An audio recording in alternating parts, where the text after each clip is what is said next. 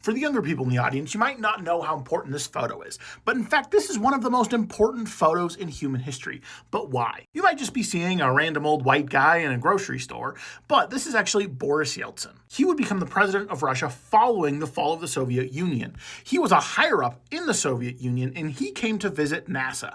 And while visiting NASA, he stops in at a local grocery store. This is just a normal average grocery store filled with normal Americans. And the amount of food that he saw there completely changed his perspective. He almost started crying in the grocery store. When he gets into his car after this normal little visit, he starts crying and he said, they lied to us. They told us that we were better off than the Americans. And this is a high-level guy. This isn't some low-level peasant. He knew that the Soviets were lying. He just didn't know to what extent. And so following the fall of the Soviet Union, when he rose to power, he knew the importance of reform, of allowing the free market to start to try and thrive in Russia so that people could have their average everyday groceries. Now, in many respects, he ended up failing. However, the Russia we know today is still 1,000 times better off than how they were back in the Soviet era. They might not have as much freedom as we enjoy, but they still have a heck of a lot more than they did in the 80s.